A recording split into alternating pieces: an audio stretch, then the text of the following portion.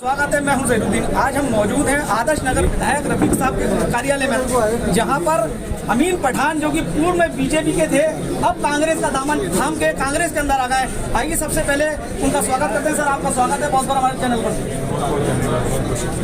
Sir, आपने क्या सोच समझ कर के कांग्रेस ज्वाइन करी, क्योंकि काफी लंबे समय से आप जो है बीजेपी के अंदर रहे, बीजेपी के काफी बड़े पदों पर भी रहे। क्या कारण था जो आपने अचानक बीजेपी का दामन छोड़ के और कांग्रेस का दामन थामा?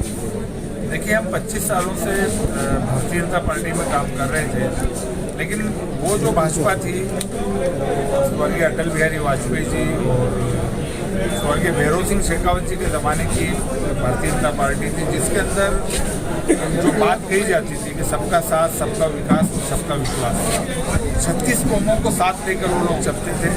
और हमारा भी मानना था कि देश के मुसलमानों की नुमाइंदगी सब पार्टियों में होना चाहिए। ये सोच के हम उनके साथ काम कर रहे थे और कोई तकलीफ भी नहीं थी। लेकिन पिछले जो 2 सालों में 3 सालों के अंदर जो मुल्क के हालात को ख़राब किया गया है, नफरतें फैलाई जा रही है, भाई को भाई से लड़ाने की कोशिश की जा रही है, और आप देख रहे हैं कि सिर्फ एक एजेंडा है।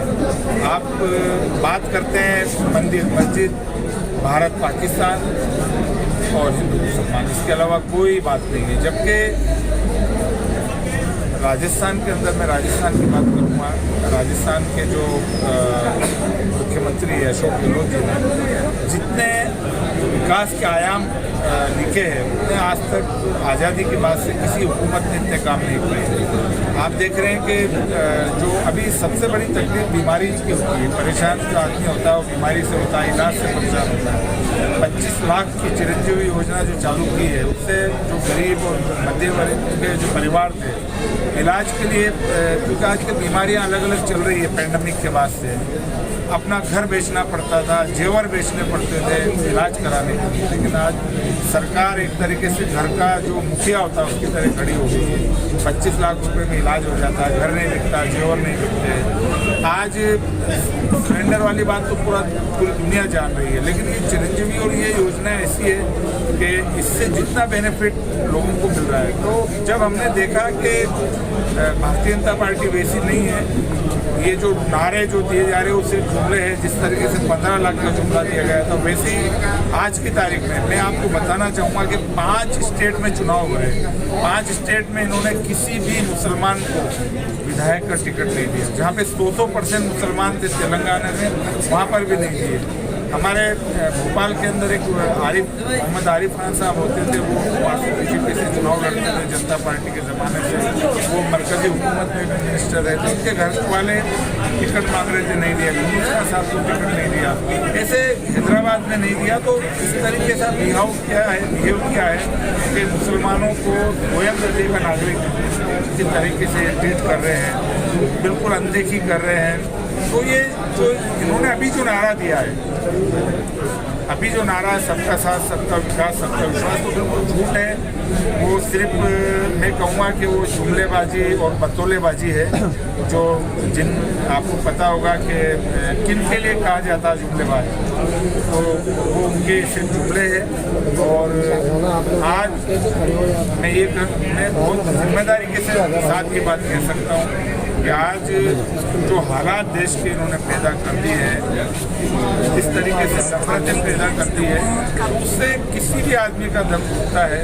और उन्हीं बातों को देखते हुए, उन हालातों को देखते हुए हमने सोचा था कि हम अब कभी भी किसी भी सियासी पार्टी में काम नहीं करेंगे। लेकिन अशोक गहलोत जी के कामों को देखते हुए, इनकी योजनाओं को देखते हुए, इनकी गारंटियों को देखते हुए, और जिस तरीके का उनका व्यक्तित्व है, लोगों को साथ लेकर, 36 कौमों को साथ लेकर, आज जितना किसी और विधायक को सम्मान मिलता है, उतना रफीक खान साहब को भी मिलता था। जितना किसी और विधायक को सम्मान मिलता था अदर कम्युनिटी को, उतना अमीन काजी साहब को भी मिलता था। ये कांग्रेस की परंपरा है, ये रवायत है। लेकिन उधर हम लोग जो 25 सालों से काम कर रहे थे, उनके साथ उनकी अनदेखी की जा रही है। उनको मैं उन अल्फाजों को यूज़ नहीं कर सकता कि किस तरीके से वहाँ पे देखा जाता है। तो उन सब बातों को देखते हुए वहाँ पे कोई भी काम नहीं कर सकता।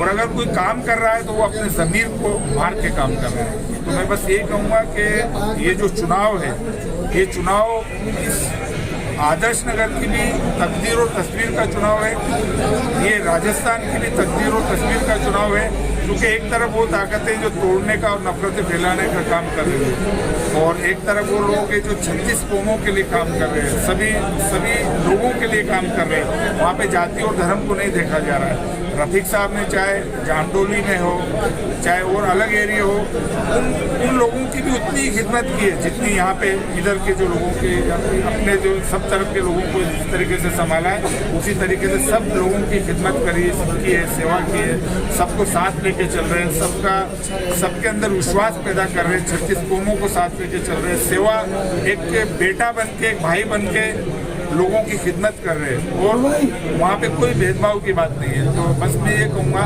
कि ये जो वक्त है, हम लोगों को सबको साथ लेकर, साथ मिलकर, सभी लोगों को इकट्ठा होकर और मैक्सिमम हम मतदान करें। एक वोट की कीमत है, हम 95% तक वोटिंग कराएं, ये हमारी जिम्मेदारी बनती है। और मैं सभी लोगों से कहना चाहूँगा, आदर्श नगर विधानसभा के तमाम लोगों से, कि आप लोगों को इतना बड़ा एक सेवा करने वाला आपका बेटा, आपका भाई मिला है रफीक खान के रूप में। आप उसको एक बार और मौका देंगे तो राजस्थान में सरकार बन रही है, उसमें कैबिनेट मिनिस्टर बनेंगे और जितनी आप इस बार एक वोट देंगे और 5 साल के लिए आपको एक सेवादार मिलेगा। तो आपसे बस यही गुजारिश है कि आप लोग जो तमाम लोगों से जो आपके चैनल को सुन रहे हैं, उन सबसे यही गुजारिश करूँगा कि आप लोग एक बार मौका दिया है, एक बार और मौका देके देखिए, इस आदर्श नगर की तस्वीर और तकदीर दोनों। अमीन पठान जिंदाबाद, अमीन पठान जिंदाबाद, रफीक खान जिंदाबाद, कांग्रेस पार्टी जिंदाबाद। मुख्यमंत्री की मौजूदगी में आपने जो पार्टी ज्वाइन करी, कहीं अगली बार सीट तो पक्की नहीं कर रहा आप?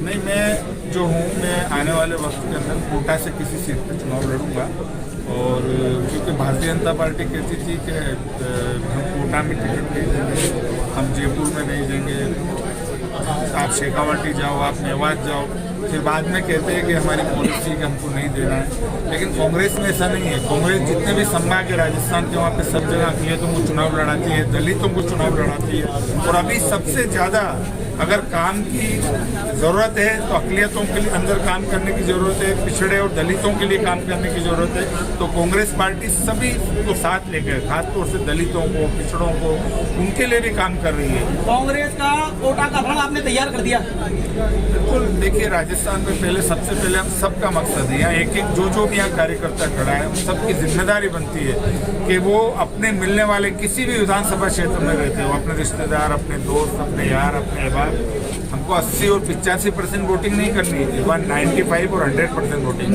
इंशाअल्लाह 100% वोटिंग करेंगे, 95% वोटिंग करेंगे तो निश्चित तौर पर रफीक भाई पिछली बार 11,000 से जीतेंगे, इस बार 21,000 से। तो ये हमारे साथ खास बातचीत के लिए अमीन पठान जिनका कहना है कि इलेक्शन जो है बहुत जोर शोर से लड़ा जाएगा और आदर्श नगर की सीट को रफीक खान को जीत के तोहफा दिया जाएगा। कैमरामैन नीनू सली के साथ से हितुद्दीन।